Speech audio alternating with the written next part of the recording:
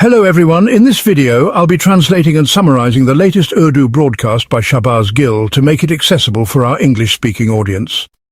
Let's go through the key developments and insights in Shahbaz Gill's words.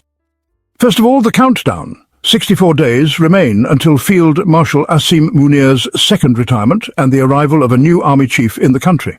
By November 29th, a decision will be made on whether the country gets a new army chief or the current army chief stays on at any cost because he's ready to pay any price, even if it means signing on the Abrahamic Covenant, which is really an allusion to a strong or binding agreement. So, by November 29th, the decision will be finalized on whether the next army chief will get an extension after signing the Abrahamic Covenant or a new army chief will be appointed without it. We will talk about this, but first let's move to today's top story. Pakistan has made another record. In fact, Pakistan's Interior Minister has set a record. There was a previous record, but it was a bit smaller. That was set by Mr. Ishaq Dar when he appeared on Hard Talk on BBC, but that episode was somewhat less significant because he started having a heart attack due to the level of criticism he received. Here it seems like Khawaja Asif suffered multiple mini heart attacks because of the intense grilling he faced in New York, and Mehdi Hasan, a famous journalist from The Times, conducted that interview. Let me quickly provide some background for the interview, then I will present the famous Times interview and the moment when the Interior Minister got grilled. Khawaja Asif is used to giving interviews to familiar journalists like Asma Shiraz and Sabah Shah, journalists who are more like puppets. He doesn't understand that when independent journalists sit in front of you, the situation is very different. There is a personality in that family. I often mention Captain Safdar. Yes, memes are made from his interviews and sometimes he talks nonsense or jokes, but he has a knack for facing the media boldly. As for the rest of the Sharif family, Mariam Nawaz, Shahbaz Sharif, Nawaz Sharif, Hamza Shahbaz, the entire Sharif family only agrees to give interviews to journalists like Asma Shiraz. Now, as for the rest of the PMLN, Rana Sanaullah, Hanifa Basi, Javed Latif, Talal Chaudhry, these are the local tough guys. Besides them, they have at least 3 more men who Nawaz Sharif and Shahbaz Sharif consider more educated and capable than themselves. One, who in my opinion is a fake professor, is Ahsan Iqbal, a shadowy figure. The second is Ishaq Dar, who is their accountant or munshi. And the third is Khawaja Muhammad Asif, who speaks some English to impress them and calls himself a banker. Anyway, they consider these 3 better, so they tell Khawaja Asif to go ahead. Khawaja Asif went, but little did he know that those he was addressing would make his future miserable. In Punjab, Khyber Pakhtunkhwa and parts of Sindh, there's a slap-based kabaddi game. You don't hold each other as in wrestling, you give slaps. Khawaja Asif ended up getting slapped repeatedly in New York by Mehdi Hasan, who alone had the right to deliver the slaps. Poor Khawaja Asif was insulted and disgraced politically, marking a sad end to his career. I just don't understand which enemy advised him to do this. But Khawaja Asif is very overconfident, and due to some incompetence on Shahbaz Sharif's part, when he sees him, he feels like he can do anything, believing that if this incompetent Shahbaz is Prime Minister, he can face any forum in the world. So, he went to Mehdi Hasan and got a brutal grilling. I will show you short clips where you can see the level of embarrassment and the harsh questions Mehdi Hasan asked.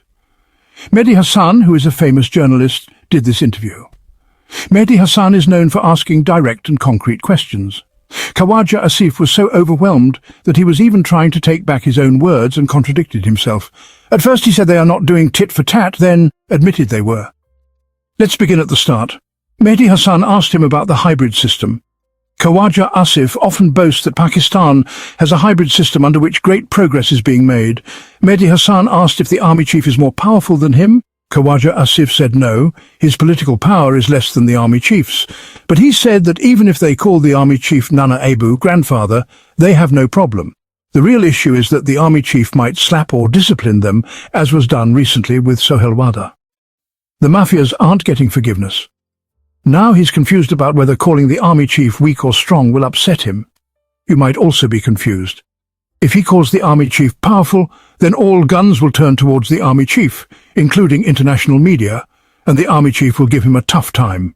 So Khawaja Asif was stuck, unsure what to say. Powerful or less powerful?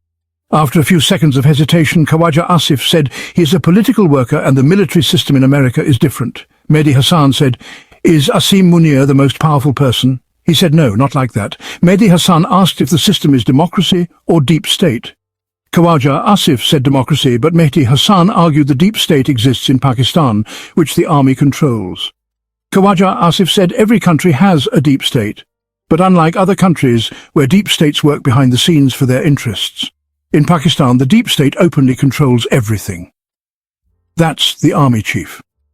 Mehdi Hassan noted that in Pakistan the deep state actually runs the country. Khawaja Asif said Pakistan has a hybrid system where military and civilian leaders share power, but the military leaders are the ones truly in charge. Then Mehdi Hassan asked who is actually in charge in Pakistan. Khawaja Asif said they work together, but certain matters have to be handled individually.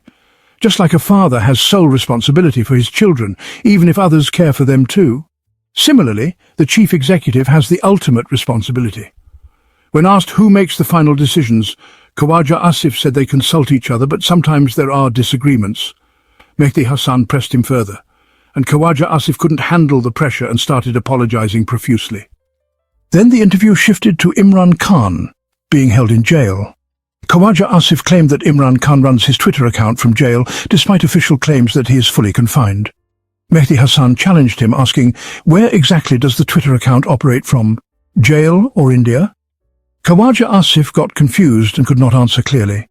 When asked for evidence, Khawaja Asif said he has evidence but refused to present it publicly. Mehdi Hassan pressed why claim something publicly without proof. Khawaja Asif was unable to answer. Mehdi Hassan then asked if Khawaja Asif has any intelligence evidence from agencies. Khawaja Asif hesitated and seemed overwhelmed, gasping as if he was having a heart attack. In short, Khawaja Asif's interview with Mehdi Hassan became a record-breaking session of embarrassment, with strong, direct questions and Khawaja Asif unable to respond effectively, resulting in a political disaster for him. This is obviously based on intelligence. Nobody states it openly. Pakistanis do a lot of stuff. Think about it. Imran Khan is unpatriotic. There are a lot of things you can believe about it. You've heard it. Let's move on a bit. Now, Khawaja Asif told a lie about spending 6 months in jail. Why did he say that? When he talked about Imran Khan, he said that you just kept him in jail like that. And then Khawaja Asif himself said while reading further that he too spent 6 months in jail, that he was kept in jail for 6 months. Now Khawaja Asif told another lie. Let me quickly lay that lie before you. Khawaja Asif was arrested on December 29, 2020. Obviously General Bakwa and his people got him arrested. After 22 days of physical remand, he was sent to judicial custody and sent to prison. On February 16th, he was transferred from jail to a hospital for eye treatment, so Khawaja Asif stayed in jail for about a month and 10 days. Then on March 11th, he was transferred from the hospital to another hospital. The reason was that the guest house at the Jinnah hospital was better. Khawaja Asif stayed at Jinnah hospital from March 11th until his release day on June 24th. After bail was granted by Lahore High Court, the jail authorities released Khawaja Asif from Jinnah Hospital, so this is Khawaja Asif's 6 months, which he spent 95% of the time on a hospital bed. This is the trickery by these big gentlemen who lie with immunity that they spent 6 months in jail. Today, on Mehdi Hassan's show, they were also telling this lie. Anyway, he was asked if this was really so. Are you saying you also spent 6 months in jail? He said, no, it's not like that. It's not tit for tat. Then he said Amnesty International is saying that you kept Imran Khan illegally in jail. The UN working group where you attended said that you kept him illegally in jail. His detention is illegal. He should not be kept in jail. So Khawaja Asif said this is their opinion. I do not agree with them. He said it's not their opinion. They are saying you broke the law. You are guilty. Khawaja Asif said that's their opinion. But look, 3 years ago, the situation was very bad. Everyone was kept in jail. So Mehdi Hassan said you just said no, it's not tit for tat. Now you say we kept them because they kept us. Listen to this, but that's the problem with Pakistan. You all do each other like this every time you come to power. You know why, Imran Khan? If it was unjust, you are an unjust Khan. No, I'm not saying it's fraud, tit for tat. I'm not saying that, but this is something that is there. No, I won't disagree that Pakistani politicians are guilty of selective amnesia across the board. But Amnesty International said in a report last year that it found a pattern of weaponizing the legal system to keep Imran Khan under detention. And it's not just Amnesty. You are here in New York attending the UN General Assembly. The UN's own working group on arbitrary detention said last year there was no legal basis for Khan's imprisonment. They called it arbitrary detention and a violation of international law. What is your response to those UN experts while you're here in New York for the UN? What did you say to them? I totally disagree with that. Pakistan has a situation where we are trying to recover from very, very misrule and bad rule, or whatever you want to call it, for 3.5 years. During Imran Khan's rule, even the families were in jail. Nawaz's daughter was there. You just said it was for that. You just said it was for that. You heard it. Now let's move on. Why is Imran Khan's jail trial happening? Why isn't it a public trial? The same thing happened with Nawaz Sharif. It's been like this for 72 years. So your argument is that everyone did bad things, so we are doing it too. No answer to that either. Then it was asked that the Saudi king told an American senator that we don't need to make bombs. We will buy bombs from Pakistan. Why?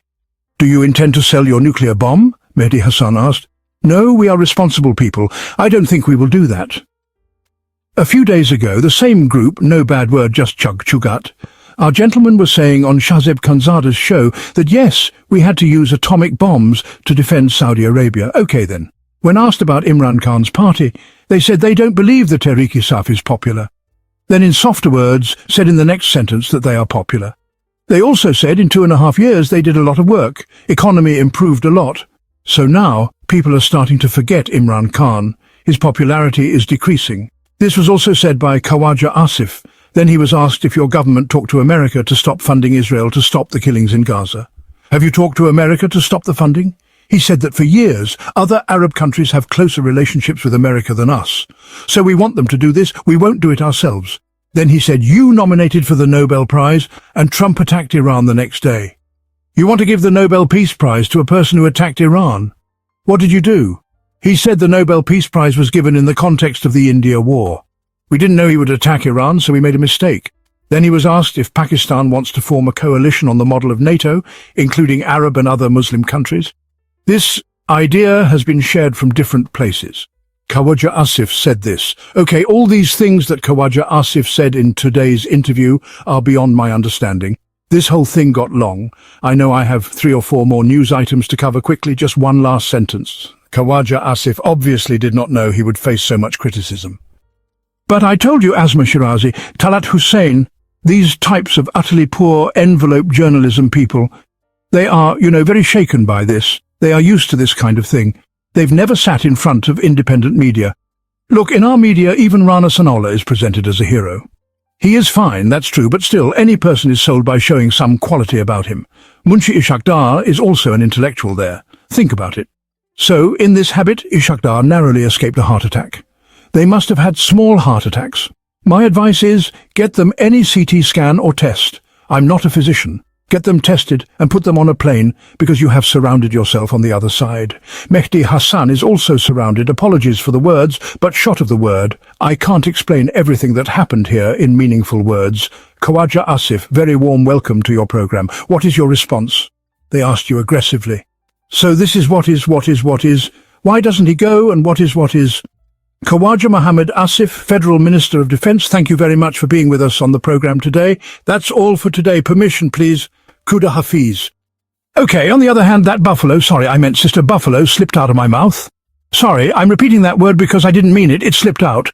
One of ours, Kashina Gino Nejo Saba, you may remember, took you to the UN. She has close ties with Israel and works on Israel's agenda. She wants Pakistan and Israel to unite as brothers or siblings. Now, the whole nation has taken offense to this. Often you think pictures don't have impact. But if it didn't, how do we all become men? From eating food to wearing clothes, the upbringing by our mothers, aunts and elder women, these small things matter. It's not necessary to use physical pictures or barriers. But the control that happens, this is what I call a picture. Not physical pictures necessarily. That's how we all become humans. That's how we get some manners, however little. So what you posted yesterday on social media, I'm not talking about physical pictures, but the talk is out of control. Babaji's mind has settled down now. Babaji tweeted saying he doesn't know who that woman is who was seated behind him. The Prime Minister was busy. There was a Security Council meeting and the Prime Minister of Pakistan had to give a speech, see their deeds and their status. When the Prime Minister was busy, I left. Such serious people they are. To give a speech in the Security Council, the Prime Minister didn't have time. So they left. Well, when the Prime Minister wasn't there, I left. I don't even know who was behind me. That woman is so close to Israel, I don't know who put her behind me, I don't know, and she doesn't know.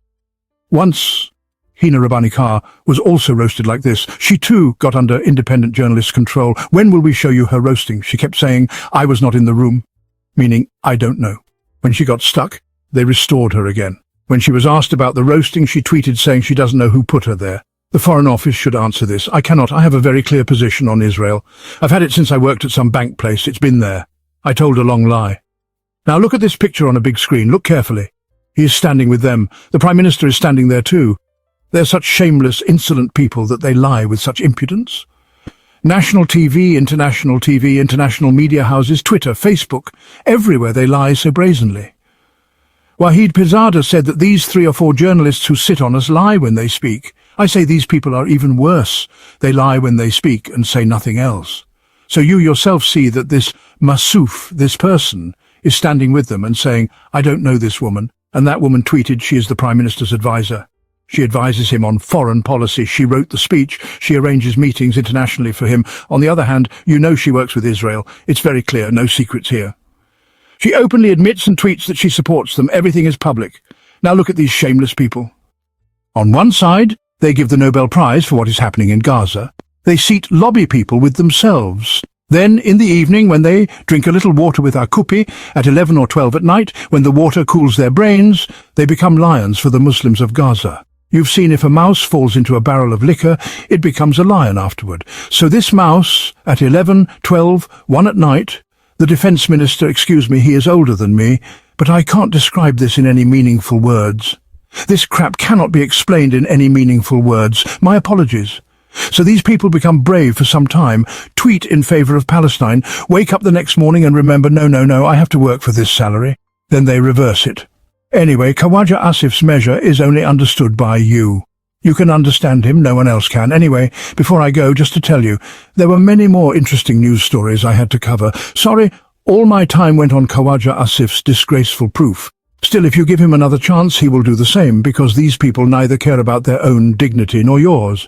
It is our misfortune that such shameless people have come to these positions. They are used to Pakistan and think that whatever lies they sell there, they will sell outside too. That wraps up our translation of Shahbaz Gill's video. I hope this English version helped you understand his message better. Please like, share and subscribe to Awami Lens to help our community grow. Don't forget to leave a comment below and let me know what you thought of this effort.